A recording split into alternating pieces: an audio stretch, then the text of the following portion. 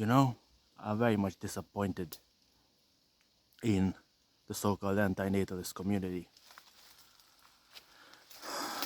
Antinatalists claim that they understand the world a bit better than everyone else. But when you make an hour-long video, and it's not just a 10-minute rant about how much life sucks, people don't seem to really appreciate it very much. And so I realized that I don't even really have a place in the so-called antinatalist community. People are just too simplistic, right? And I'm just disappointed. I'm voicing my disappointment at the fact that people are not really there to have an intellectual conversation. Most of them, they're just there to hear their own opinions being repeated back to them by some guy they claim to like, or by some guy they claim to agree with. But that's not me, you know. I like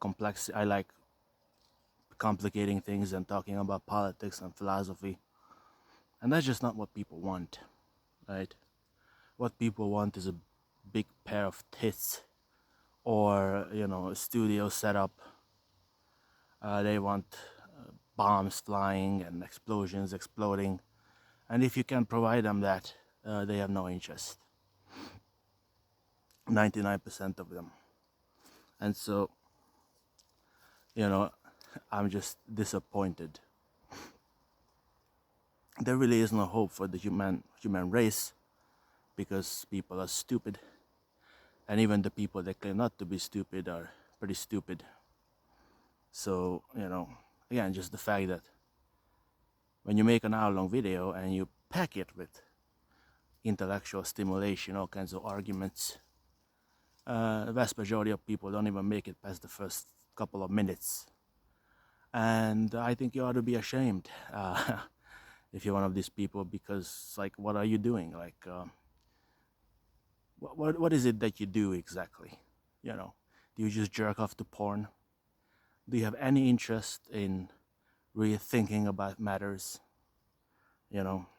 I just find it so absurd that people just go on YouTube, they click on a video they know they're not gonna watch, and they move on. And this is kind of a good antinatalist topic, because it's like, what do you hope to accomplish by doing that?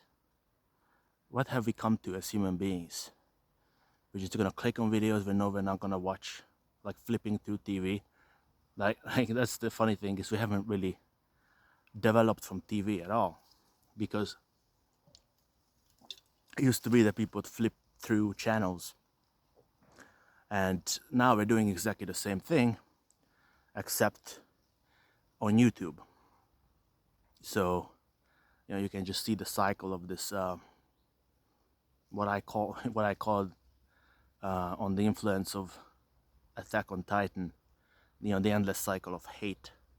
Well, we also have the endless cycle of stupid, of people who pretend they've reached some higher level of enlightenment, but really haven't, right? And we claim to have progressed because we have all this technology, and we have YouTube now, and everybody makes their own content, and but the advertisements are still there, just like there used to be advertisements on TV. The flipping through channels is still there. People are just as superficial as they used to be. They only watch people because they're attracted to them. They know they can't touch them. They can't even talk to them probably, but they still shower them with affection. And that's the only reason why they get any kind of retention, is because they look nice, or like you see these channels that are popular, even intellectual channels, but the only reason why those are popular is because there's high production value, or the guy has a dreamy voice or a dreamy face, or because he's loud, and so people are looking for blood sports. But very, very few people are looking for honest intellectual stimulation, honest argumentation.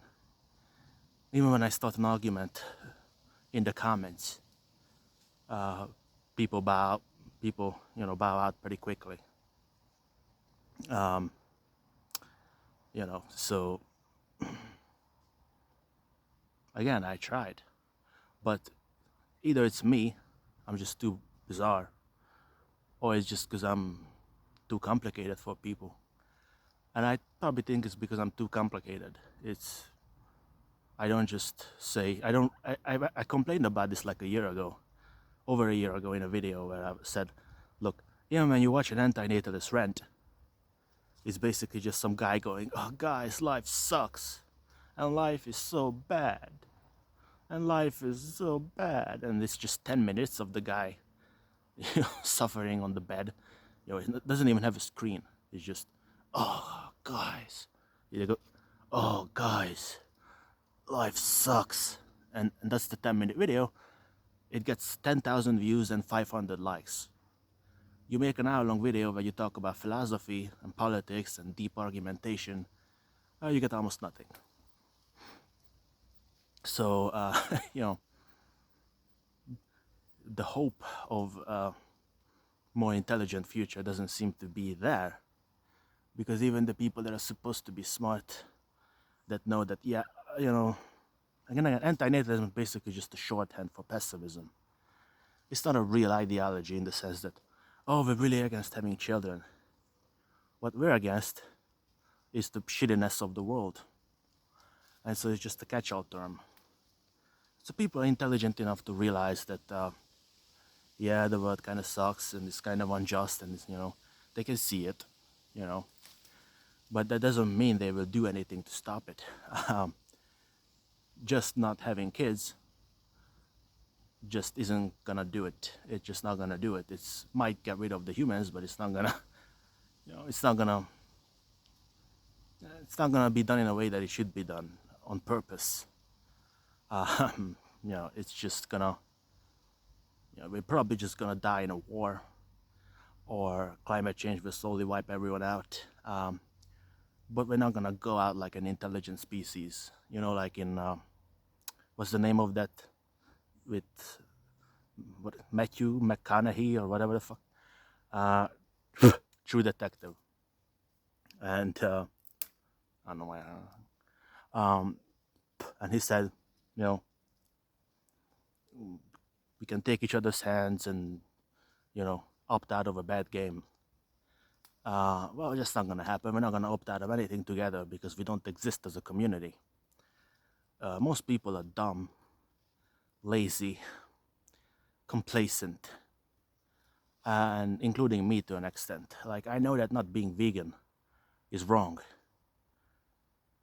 but I can't really help myself. Hold on.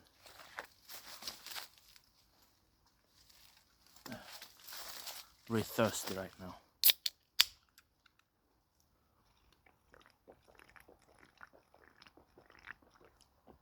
I'm sorry. I don't feel like stopping it because I'm trying to massage your retention capacity. How long before you click off and go open up the tab and watch hentai? You're thinking about it already, right? Go and jerk off. I'm sure it's gonna help. Oh wait, it's not gonna help. And I feel kind of bad blaming you because you're just a victim of a circumstance, but that's not really an excuse. We're all victims of a circumstance. And, I just, I bemoan the fact that we're no longer brave. Even in the past, people used to be victims of their circumstance, but they did something about it.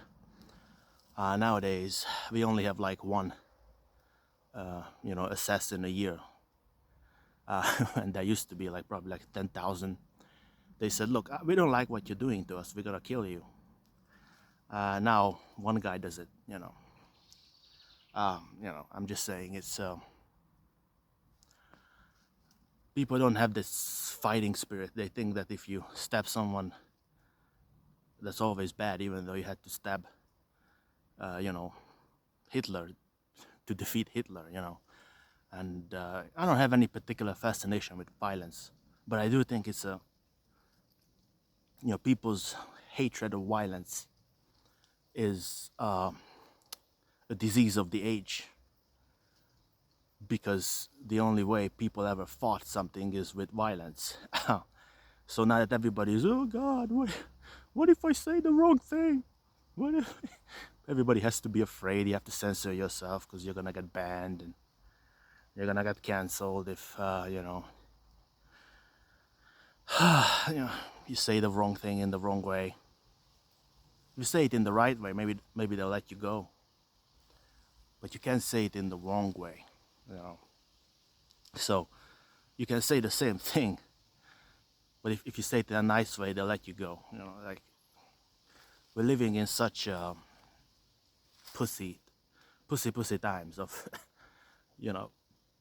cowardice, where nobody really dares to do anything.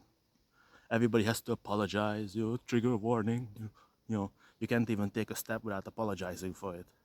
What if I take the wrong step? What if I'm mansplaining? What if I'm man-stepping or something? It's just shit. I'm sorry, it's just garbage. Like, I've always hated this idea that everybody's always virtue signaling. Every time you watch a YouTube video about somebody, did you notice that it's always about virtue signaling? Like, you make a video about, I don't know, a guy on YouTube. Let's not name names. And the first thing they do is they make a compilation of all the fucked up things they said. So they're not really allowed to say anything, even remotely controversial or fucked up, because the maxim of the age is that you need to be morally perfect. But that's just a sickness of the modern age. Because why are people so obsessed with this moral perfection that isn't even really moral? It just appears moral. Like if I say the right things, if I'm polite and nice, and I don't wish, I don't say, I wish you all had one neck and I could, strangle all of you because I'm really upset at the world. I don't really mean it, but it's just an expression. But if I say that, if somebody came after me, they would put that in the video, and it's just, they think that makes them good people. They think their cowardice and their meekness, their little pathetic, fake, polite bullshit, their anti-violence standpoint makes them good people. But that's just a modern sickness, because nothing that you have is unviolent. Everything you have was acquired through some kind of violence.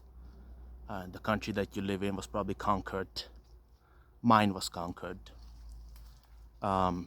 Millions of people had to die throughout its long history to get to the point where it is now. People had to suffer and die in all kinds of wars and building projects, and the global economy, of course, is awful. Obviously, the chain of commodities goes through all kinds of slavery and stuff. And so it's kind of pathetic that you get to stand on that big mountain of corpses and then say, I'm a good guy, because I wouldn't stab anybody in the neck, right? You can just feel, it just feels so nice. I'm such a nice guy, And I'm not saying that we should be violent. I'm saying that we already are violent, and that we shouldn't pretend that we are nice just because, you look at the black guy and you say, oh, that guy kind of looks like he looks a bit like a monkey, but you can't say it. I look like a bit like, have you seen Brock Lesnar's daughter? She's white and she looks like the biggest gorilla I've ever seen. So, I'm just saying that it's not a big fucking deal. It's not. But people think they're good guys because they don't say offensive things. You're so pathetic. Or again, this streaming culture. Or with Pedro Pascal, right? This idea that Pedro Pascal was touching people because he had anxiety. And people are like, oh, this guy is a creep.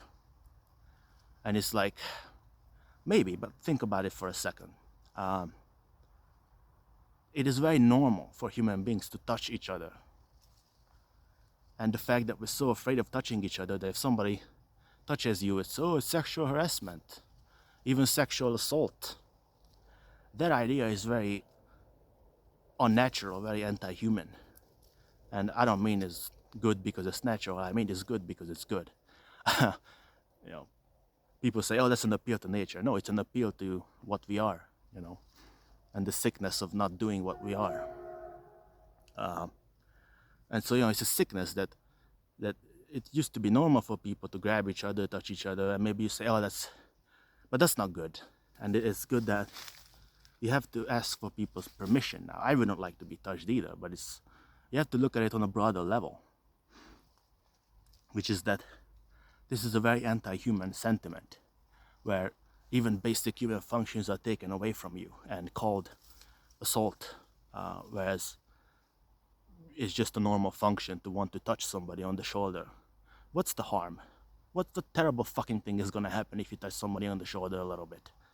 Even if they don't want it. Really. What's terrible thing is gonna happen? Maybe they need that touch because they feel better, because it really calms them down. And you can't, just can't take 3 seconds of being touched. It's just, so I'm just saying you have to look at it and I can see why people would find it fucked up. But again, you have to look at it from a broader perspective, which most of you are incapable of doing because you're dumb. Like most people who come to my videos, dumb motherfuckers, leaving dumb comments. It's just, can't you people just have some brains and some balls? It's just so stupid. People are stupid and cowardly. Stupid and cowardly. Like last video, one guy left a comment and he just said, what is it that you don't understand? What is so bizarre or mysterious or offensive about anything I said? Because I don't think I said anything all that bizarre. And I'm a little bit tired of feeling that way, right? Pretty much my whole life I've been at odds with society. I've never liked what people liked. I never agreed with their norms. I've always thought they were stupid, and still do, you know. Yeah, and so I'm a little bit tired of feeling like I can't open my mouth and say anything because what if some lunatic watches it and says, "Oh, this guy says, he doesn't like society. Let's blow up a building." No, I'm not saying that. So I'm a little bit tired of that connotation that every time you critique society, you say something negative about society, and immediately you're targeted as some kind of maniac. So that's the authoritarianism of society, that you're really not allowed to disagree with it. I've said before that a criminal is someone who disagrees with society. And what I mean by that is that you really can't disagree with society without society calling you some kind of lunatic. And so, it always takes a measure of bravery to speak out against what you think is stupid. And I'm just saying I respect that. And that's why I do it, is because even though I know it's scary, and they're gonna target you, and they're gonna you can even influence bad people, but I would just say take the risk of saying what you think, and don't let yourself be silenced by society just because they disagree with you. Call out what is stupid. Yeah, and so I was talking about this idea of, I was going somewhere, but I don't remember where I was going. Pretty usual for me. Yeah, about touching people and how that's kind of normal. But society pretends now it's not normal, you're not allowed to do it. And so I'm a little bit tired of this. I was talking about this idea that the idea of virtue signaling. I think that's a really important term. And people say, oh, the right wing is now vice signaling. No, they're also virtue signaling, just in their own way, But it's. I think what it is, it's a sign that people don't really have any substance anymore, right? The reason why they need to virtue signal all the time and make these, expose videos, these content cop and all this, it's kind of, let's get this guy. Let's show everyone how bad this guy is. This is a very pessimistic thing because you're not really focusing on ideas. It's the number one sign of stupidity and rottenness to focus on individuals instead of broad ideas. It's the sickness of the age, pretending that it's all about this guy or that guy, and if we get him, then somehow we're just people. But this never really made any sense. It's just slop content, and I think, again, it's a sickness of the age that everybody has to be moral, constantly signaling your fucking virtue. Every minute. You can't go 5 minutes without somebody saying, oh, I don't mean that in a sexist way. Oh, I don't, and oh, that guy, I've never understood this idea that people have to be constantly morally perfect, because they aren't. You have all kinds of fucked up thoughts in your head, and it's dishonest to pretend otherwise. It's dishonest to constantly signal how nice you are and how wonderful you are. That's why I like authors like Charles Bukowski or Dazai. Your authors who really show you the nasty parts of life. We yearn for that kind of content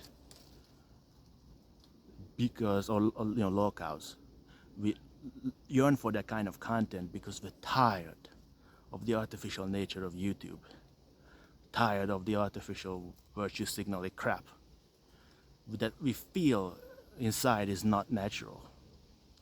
We're tired of doing it, constantly appearing like the good guy. But again, the opposite of that is saying that you're not good, right? So I saw this debate where the guy was saying like, well, I'm not here to pretend I'm moral. And so, now keep in mind, this is just another way of virtue signaling, right? So the idea is not, people are virtue signaling, let's vice signal. That doesn't work. That's just another form of virtue signaling. You're saying to your audience, look at me, I'm not nice. I don't give a shit. I think that doesn't work either. I think what you should do is be honest as much as possible. Just simply transmit your honesty.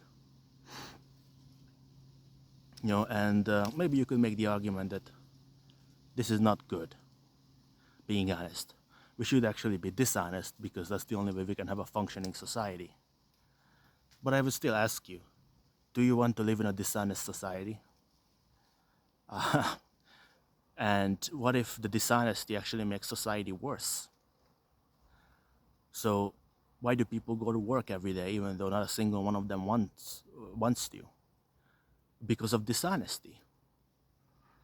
And in Japan it's especially bad. You see these videos on YouTube of the Japanese salaryman who is on the verge of death.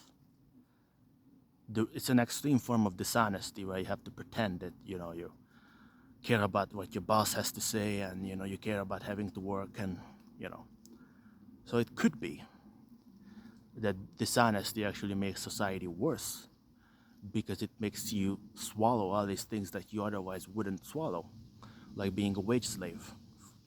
And that's I think people who defend that are crazy. This idea that you should be a slave for your whole life instead of doing what you want. And not what you want in a nihilistic sense, in a sense of what you find interesting, what is meaningful to you. And even that idea has been turned into, that's nihilism, that's hedonism, If you do what you want, you're hedonist. if you don't do what you want, therefore, that's good. So everybody should be essentially raped and molested into doing something they don't want to do. And that's virtue now. So, I'm an individualist. I would say I'm an anarchist, an individualist anarchist, who says that we shouldn't do that. And this is why I don't like right-wing libertarians who say, well, freedom is when you sell yourself to a capitalist. And, that's not freedom. That minimizes freedom, So, anyway, the point is that it's been turned into virtue to not do what you want. And dishonesty. Dishonesty is hypocrisy. So why do we accept being a hypocrite? Why do we accept pretending to do things that we don't want to do? Why do we accept essentially being hypocrites? Saying, I don't want to do it, I'm only doing it out of coercion. How does that make you a good person? To lie? To essentially be a hypocrite, to be dishonest. Well, because it works. Well, lots of things work. Slavery kind of worked. Feudalism kind of worked. Capitalism kind of works, but does it make it okay to live like a slave? So the question is, should we be honest or dishonest? But I think we should be honest. It doesn't mean you can do anything, because that would make you a hypocrite. If you rape someone, you're being a hypocrite because you wouldn't want to be raped. So I think honesty can work as a system to minimize bad things. It's basically a way of saying, don't impose, don't force. Try to build an honest relationship with people where everybody understands the consequences and the rules of this is what we should do together. Try to make it as authentic as possible. I think that will make it better. Because why would anyone go to work if they know they get to be honest and they don't want to? Why can't they just create a situation where yes, we still want to have the civilizations, but we want to have it in a more honest, equitable way. In a way where we're not being hypocrites. We're not throwing people under the bus. We're not lying to each other's face. So I've had this idea that maybe we should have schools where children essentially get to do what they want, which again is an experiment in what if you let them do what they're interested in, maybe that will make the situation better. I know that the education system stopped me, impeded me from learning because it put into my head that I'm stupid. And the reason why it did that is because of the environment that was fostered, made it impossible for me to enjoy studying. And so I had to get out of school when I was like 18, 19, and only then that I discovered that I wasn't an idiot. And I ended up studying many things. So if society had let me be honest, let me pursue what I naturally found interesting, I could have ended up being much more intelligent, much more educated. But they just had to impose their sick, dishonest rules on me. Made me sit when I didn't want to sit. Made me study things I didn't want to study. Things that had no meaning to me. Study the formula, apply the formula. But they never taught me why I should do that.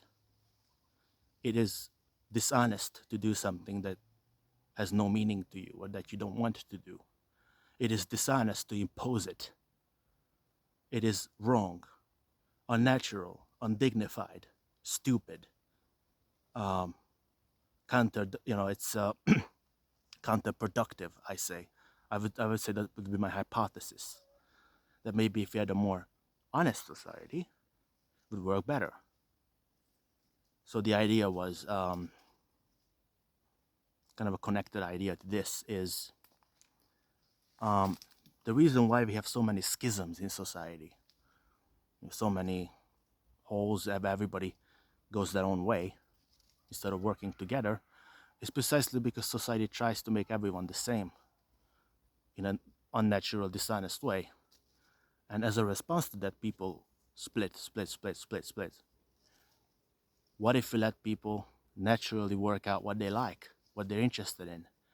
Maybe that would create a situation where people actually come together. Just because of, a plant has many uh, leaves doesn't mean the leaves can't work together. Uh, that would be my hypothesis. I've been wondering about this idea. What if we had an honest society? Do we have to swallow this idea that would be bad? Because I was listening to George Carlin, right? And he was very dark and very pessimistic. And he would say, "Oh, if we let people out of prisons and we shut electricity down," that was kind of a dystopian image of what an honest society would look like. If all the rules came down, then everybody would rape and kill each other. Well, maybe, but that's only because the society was dishonest in the first place. What if we started from scratch and made an honest society? Let me drink. Maybe that would make it better.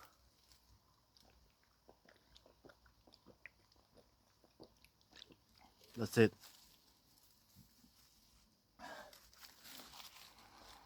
That is my hypothesis. So again, what really pisses me off, they can come closer.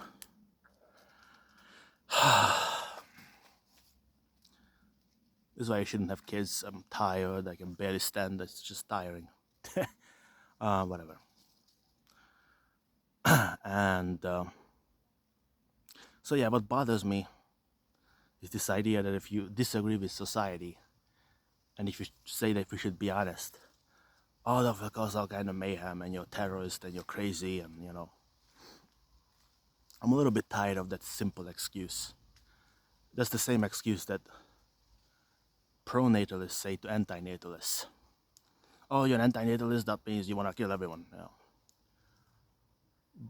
But why don't we consider the fact that the optimistic pro-life Christians have probably caused more suffering than anybody else, any pessimist in the world? The Christian lunatics who have, killed people because they're abortion doctors, or abused their children because they couldn't memorize the correct biblical passages, who have kicked them out of the house because they were gay.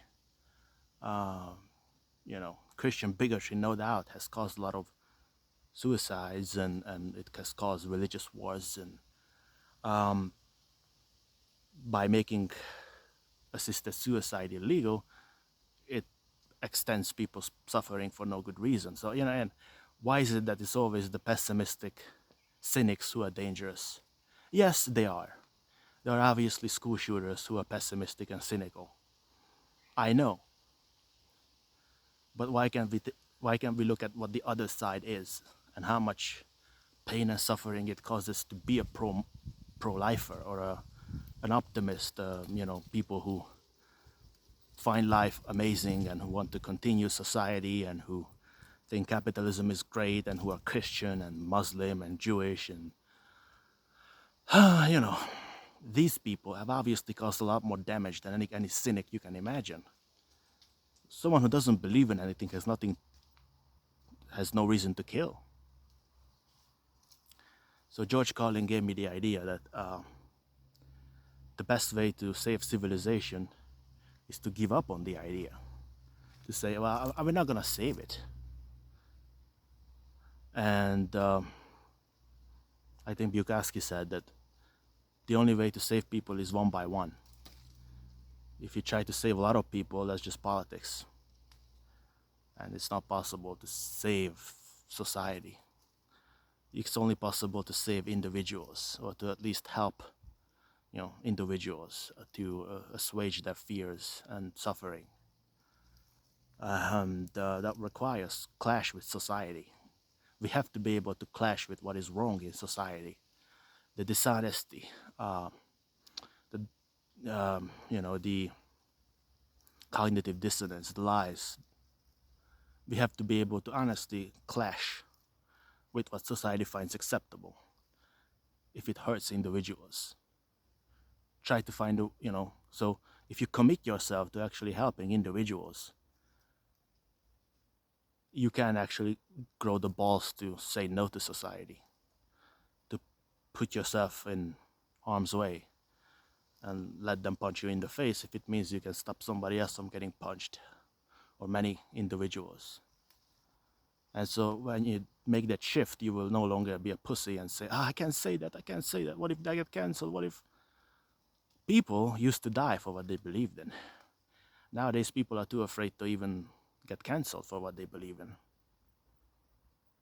So, I guess one worry is that the far right doesn't really give a shit. So you're just basically ceding ground to the far right. Um, they will say anything, and people like that because they like honesty. People on the left are shaking like a leaf, can't say this, can't say that. You end up looking really fucking lame. I don't know if you know that. Nothing lamer than a fucking liberal. You might be right intellectually, but that's not enough. That's what people need to understand. Be honest. The reason why you like the people that you like is because they have personality. The intelligence comes second. Nobody would listen to Christopher Hitchens if he didn't have that fucking accent and the charm that he had. Nobody would care about Jordan Peterson or any of these people who, well, I think Jordan Peterson is stupid, but the only reason why he's famous is because of his personality. And because people try to cancel him. And that was a big mistake, right? Like Katie Newman, and the other lady who interviewed him, they probably did more to destroy civilization than almost anybody on the right by giving this guy a platform and then underperforming. You really fucked up. you know, you need personality. You need Slavoj Žižek or something. Somebody who actually has personality and who's honest. So never fall into the delusion that you need to be a perfect reasoning machine to win. Not gonna work.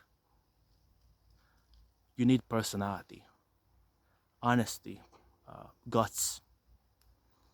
You're never gonna win by just saying, Proposition 1, Proposition 2, conclusion. Nobody gives a shit. Drop the idea that you live in a rational world. People are not rational. They'll do anything. They'll play the lottery even though they have no chance of winning. You know, drop the idea that you need to, maybe if I find the biggest words, I'll be sophisticated. I say metaphysical substrate. I say figment of my, I don't know, imagination of my, my cortical, my neuronal substrate of my, nobody gives a shit. I fall into this trap too, and I was trying to be smart and trying to, if I find the biggest words, if I make the most perfect argument, well, okay, you can do it, but it's not going to be enough. If you want to accomplish something in this world, you need to have personality, and that's part of being right. I think it's objectively good to have an authentic personality. Science and reason doesn't do anything by itself. Even if you make a blueprint for how to make a bridge, you need subjectivity. You need to be able to say, we're going to paint it like this and paint it like that, and we're going to hold a rally on the bridge, and, pure objectivity doesn't exist. Subjectivity is part of reality. Take into account that people's first-person experience is authoritative in many ways. I mean, not always, but what I feel is not just an illusion, it's part of reality. It matters what I feel. don't just tell me that, oh, that's just subjective. That's too easy to say. What do you think matters in this world? Only the objective things? So you're saying that, a leaf is more important than me because it's objective? It's ridiculous, you know? So I've come to this idea a while ago that just having a word is not enough to describe reality. So let's say that I say, people used to be slaves. They used to get whipped with a bullwhip. I can understand all those words, but I can't feel them on my own skin. I don't know what it's like to get whipped 50 times and have giant warts and scars on my back. So I can say the words, but the words that I say are empty until I felt the sensation on my own skin. I don't really know what I'm saying. Not really, really. And I think that matters. So we need to feel. Experience is necessary for knowledge. Even logic. People say you can't experience logic or math. What do you mean? If I walk, if I have two stones, I can experience the idea of two, you know. But if I write it down on a piece of paper, it's nothing. I need to be able to touch it, feel it, sense it, you know. Every piece of knowledge is experiential. Even the idea of causation, like I can feel that I'm being caused, Logical connection, A implies B. Well, if I bend my knees, I go down. Well, there I experienced logic, you know. So I am what's called an empiricist. I've decided to be an empiricist. I've decided that we need to experience the world to know what it is. And therefore, that's one reason why I just can't believe in God. People say, oh, there's no evidence for God. It has to be proven. No. I have to be able to somehow experience it in order to know what it really is. And then you say, oh, what about some other galaxy? I don't really know anything about the galaxy, I just say I don't really know shit about it. I might know that it's there, but I don't really know. So how can you really know God if you haven't experienced God? I would say you're kind of full of shit,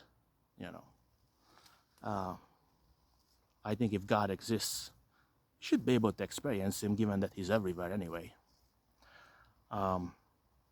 So God is not even the same as a galaxy. But whatever, the point is, so, let me give you another example. So one time I was really sick, horrifically sick. High fever, puking my brains out, my head was boiling. I don't know what it's like anymore. Because even though I can sort of remember it, I have to be there to really understand that experience. If I don't feel that on my own skin, I don't really know what I'm talking about. You have to be there. Right? So you must have had this experience where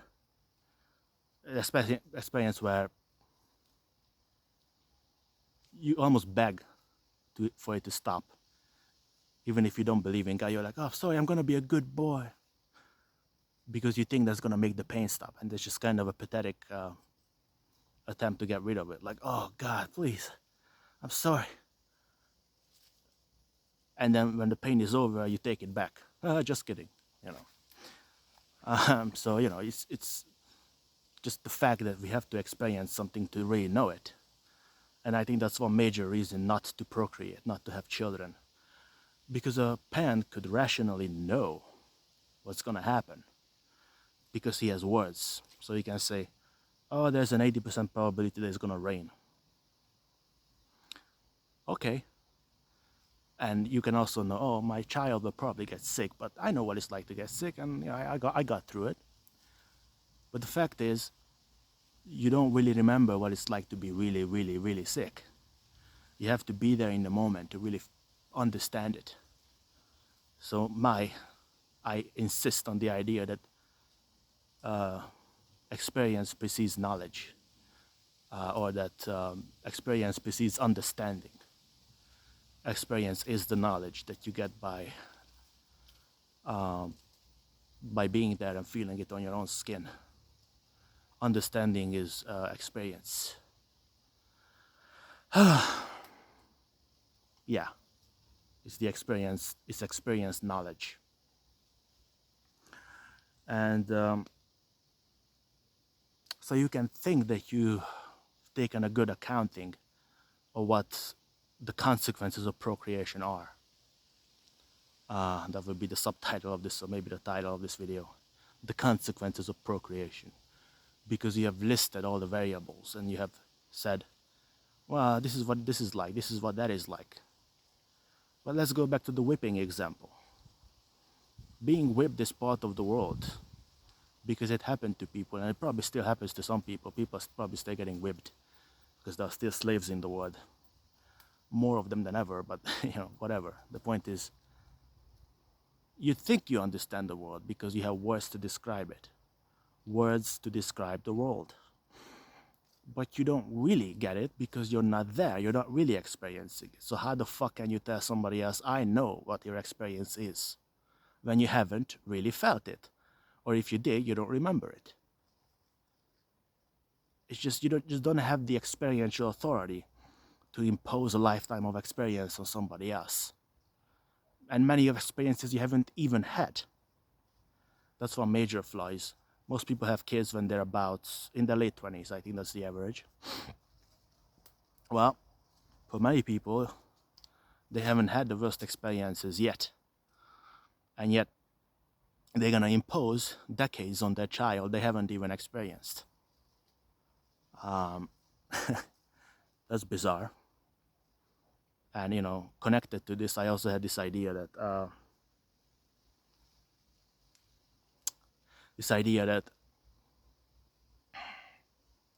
at night, everything is better, right?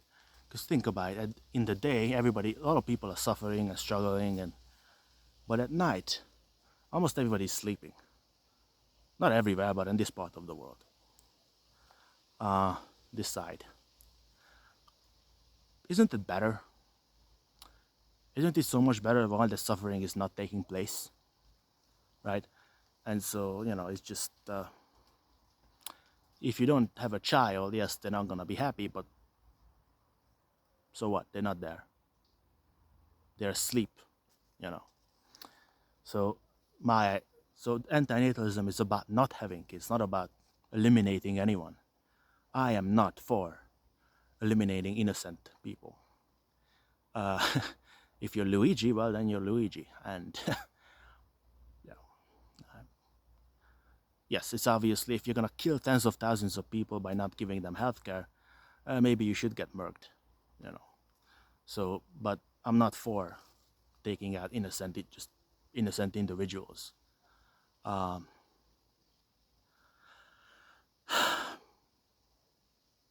am an antinatalist and I'm an individualist. But I'm only for violence, basically for self-defense. You have the right to defend yourself. But otherwise, you have no right to impose it. You have no right to impose anything on anyone, really. And, and then that kind of springs the question, okay, but how do you even consent to something if you haven't experienced it yet? Or you've forgotten what it's like? And in a way, you have to acquire the consent after it happens or while it happens. Which is kind of bizarre. And that might actually defeat the consent argument for antinatalism. Because you really can't consent to something before. That's something I realized, that how the fuck can I consent to something I haven't yet done? It's not clear. Because again, you go back to the experience problem, that I really need to know what I'm doing. I really need to feel it on my own skin before I even know what the fuck it is that I'm doing. So again, this is just an added complexity that I'm not saying I have all the answers, but I've just been thinking about, So I'm kind of a confused person. That's why people don't like me. Because I don't provide you all the answers. And some people have challenged me on that and said, you believe a lot of unproven stuff. You are changing your opinion. You can come down on your opinion. My answer to you people is good. It is good to be open-minded. It is not fence-sitting. Fence-sitting is when you pretend that you know something that you don't. That sounds much more like fence-sitting to me. That's like fence-throating, you know. I'm not fence-sitting. I'm jumping in between and trying to figure out the answer. More people should do that instead of, I know everything. I already figured it out. I know. It's not good. I'm not saying you shouldn't have convictions, but I'm just saying shit is complicated. So I want to defend this idea that maybe I'm not certain about things. And even the idea that there can be multiple right answers. So I've been thinking about the Ukraine conflict, right? And I realized that maybe everybody is a little bit right. Maybe Putin is a little bit right about NATO coming too far to the east. But what about the other side? Obviously, Putin is trying to build out a far-right authoritarian coalition. And, you know, Jordan Peterson even justified it, quasi-justified the conflict by saying, the invasion by saying, well, maybe they're here to clean up the degenerate West. Maybe we should have, so clearly something is going on here. On national TV in my shithole of a country, Hungary, Orban loves Putin. So every single time you check on the TV, the public broadcast, it's always the same opinion. It's some right-wing freak who has been bought by Russia who says Ukraine bad, Russia good. Trump good, Biden bad.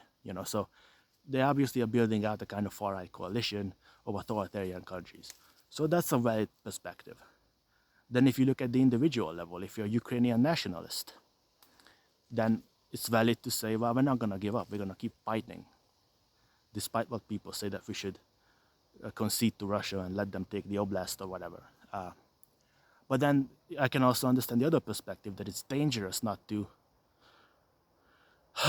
concede, and that you don't. If you're a Ukrainian guy, you wouldn't want to go into the military, so it would be better for you to end the war. But I have the added complexity here that I think it might actually be more dangerous to concede to Russia because it sets a bad example. If we concede to Russia with an agreement, diplomacy, what we're basically saying is, okay, you can invade a country, massacre the global economy for years, stall the global economy for years, and we're gonna let you do it on the excuse that it's dangerous not to. So what if they do it again? They invade Georgia or something, and then, some other country, and then we say, oh, so dangerous, we have to concede again. How many times are we gonna concede to an illegal invasion? And then I also wondered, what if NATO invaded Russia? Would NATO be told, look, you need to retreat because if you don't, that's dangerous. That's again a nuclear threat. So NATO always has to go back. Russia can do whatever it wants. It's a double standard. You're basically saying that the democratic West needs to keep this degenerate lunatic in check. Aren't we a little bit tired of that dynamic? Shouldn't we do something else? Shouldn't we go on the offensive at some point and not just let Russia do whatever it wants, and then Israel, of course, do whatever it wants, and just say, well, you're just going to keep paying for it. No matter how many children you care, we're just going to keep paying you more money. Germany, too. Germany apparently has some guilt about the Holocaust. Shock, and so therefore it over-supports Israel. But what about Russia? Did you know that there are tens of thousands of Jews in Russia? But Germany sanctioned Russia, thereby hurting the Jews in Russia. So why don't they support Russia too? They might as well just support Russia because there's a bunch of Jews in Russia. So just go ahead and support Russia. But then again, there are Jews in Ukraine too. So what logic are we using here? What is the logic that Germany is using here? We're gonna help the Jews as much as possible, even if they commit genocide. I don't know what, no matter how many children they kill, But what's the logic here? It just seems like there's no control in the global world now. It's all fucked up. I'm not saying it was ever good, but it seems to be coming apart in some horrific way. Just like society is coming apart in a horrific way, and everybody's on the far left or the far right. And guess what? There's utility to being a liberal, because at least if you're liberal, it's a less dangerous situation.